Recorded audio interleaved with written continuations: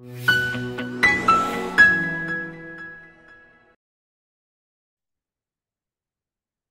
Friends, welcome back to my YouTube channel. आज जो आपण व्हिडिओ बघणार आहे तो बघणार आहे रूल्स रेग्युलेटिंग रिक्रुटमेंट, जी आता सध्या अर्बन डेव्हलपमेंट डिपार्टमेंटनी 2024 चे रिक्रुटिंग रूल आपल्याला पब्लिश केलेले आहेत. रिक्रुटिंग रूल RR नावाने तुमच्याकडे सगळ्यांकडे असतील.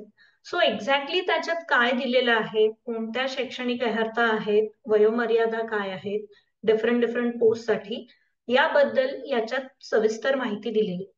सो आपण आज शॉर्ट मध्ये त्या सगळ्या गोष्टी बघूयात. So will start first with the hierarchy pattern, की प्रॉपर हेरार्की कशी आहे. So first is director of town planning group A, मग joint director of town planning group A, मग deputy director of town planning group A, ADTP, that is Assistant Director of Town Planning Group A, Town Planner, मग ATP, that is Assistant Town Planner Grade A, म्हणजे Grade 1 Group B आणि Grade 2 Group B ATP, आणि the last one is Planning Assistant Group B. So या सगळ्यांच्या recruitment rules काय आहेत, वयोमर्यादा काय आहेत, याच्याबद्दल आज आपण एक डिटेल मध्ये व्हिडिओ बघूया. So the first is Director of Town Planning. So he आता 100% through promotion, 100% on the basis of seniorities भरल्या जाणार. सो किमान 3 वर्ष सलग जॉईंट डिरेक्टर म्हणून काम करत असलेलं पाहिजे, आणि डिपेंडिंग अपॉन द सिनियरिटी याचं आपल्याला प्रमोशन्स होतील. द नेक्स्ट इज 100% ही जी पोस्ट आहे ती थ्रू सिनियरिटी, थ्रू प्रमोशनच भरल्या जातील.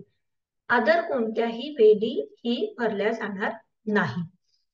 द नेक्स्ट 2 पॉइंट्स आर की मराठी आणि हिंदीची एक्झाम दिलेली असली पाहिजे as per the government rules, आणि कम्प्युटर ऑपरेशनचं सर्टिफिकेट. सो मोस्टली हे जे खालचे 2 पॉइंट्स आहेत ते ऑलमोस्ट सगळ्या याच्यात कॉमन आहेत, राईट. सो म्हणजे डिरेक्टर ऑफ टाउन प्लॅनिंग जे आहेत ते 100% प्रमोशन थ्रूच भरल्या जातील. The next is joint director. आता बघा, जॉईंट डिरेक्टर ही पोस्ट सुद्धा प्रमोशन थ्रूच भरल्या जातील, आणि डेप्युटी डिरेक्टरच्या पोस्टला किमान 3 वर्ष काम केलेलं असलं पाहिजे. सो 100% प्रमोशन थ्रू होतील, हिंदी मराठीची एक्झाम दिलेली असली पाहिजे, आणि certificate of computer operation. So this is all about the joint director. आता बघा, डेप्युटी डिरेक्टरची जी पोस्ट आहे ती मागच्या वेळेस, मागच्या MPSCच्या एक्झामला ही थ्रू इंटरव्ह्यू अदर म्हणजे पर्सन्सची सुद्धा झालेली, पण फ्रॉम धिस म्हणजे 2024च्या रूल मध्ये दिलेलं आहे की it is completely through the promotions.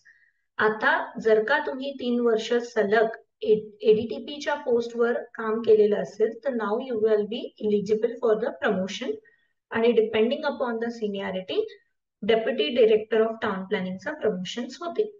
याच्यात दॅट इज कंपल्सरी की you should must possess the masters degree. म्हणजे जो प्रश्न असतो नेहमी सगळ्यांचा की मास्टर्स डिग्री ATP किंवा TP पोस्टला लागतं का, तर it start from the DDTP.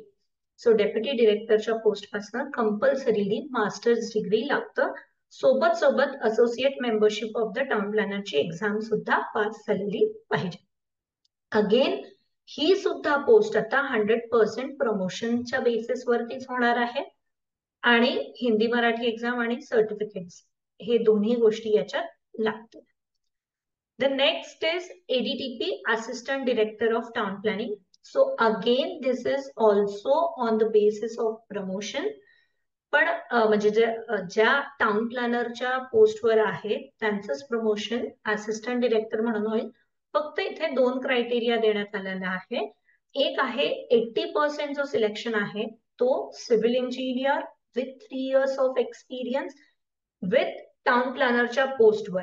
अशा प्रकारे जे कोणी पर्सन्स असतील, जे कोणी इलिजिबल कॅन्डिडेट असतील, त्यांचं प्रमोशन ADTPच्या पोस्टला होईल. सो ADTPच्या पोस्टला इट इज कंपल्सरी दॅट 3 वर्ष टाउन प्लॅनिंगच्या पोस्टला काम केलेलं असलं पाहिजे. If you are a degree holder person तर 3 वर्ष ऍज अ टाउन प्लॅनर म्हणून काम करायला पाहिजे. If you are a diploma holder person तर किमान 8 वर्ष याच्यावर काम केले, टाउन प्लॅनर या पोस्टवर काम केलेलं असलं पाहिजे. आता याचा रेशो सुद्धा दिला आहे की 80:20. सपोज 10 असिस्टंट डिरेक्टरच्या पोस्ट आहेत तर 8 ह्या डिग्री होल्डर्स साठी आहेत विथ 3 इयर्स एक्सपिरियन्स आणि 2 ह्या 8 years experience with diploma holder साठी आहे. I hope this point is clear. Hindi आणि मराठी या दोघांचं सर्टिफिकेट आणि computer.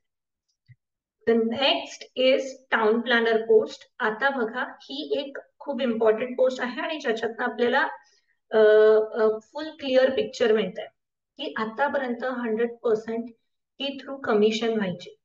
But now there are the 3 criterias, 30%, 30% and 40%. So 30% हे प्रमोशन थ्रू होतील. ग्रेड 1 एडीटीपी 3 वर्षाला तुम्ही ऍज अ एटीपी काम केलेलं असलं पाहिजे, राईट. आणि 30% हे एटीपी ग्रेड 2 ग्रुप बी 3 वर्ष काम केलेले असले पाहिजे. आणि रेस्ट ऑफ द 40% कॅन्डिडेट मग कमिशन जी एक्झाम घेणार त्याच्या थ्रू भरता येईल.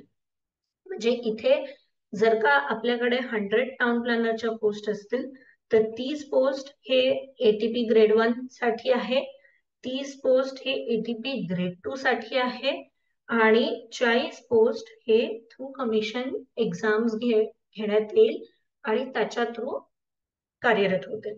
सो अशा प्रकारे आतापर्यंत ज्या म्हणजे थ्रू प्रमोशन्स टीपी नाही व्हायचे. सो 60% जो आहे थ्रू प्रमोशनला क्रायटेरिया देण्यात आलाय आणि 40% इज थ्रू कमिशन, राईट.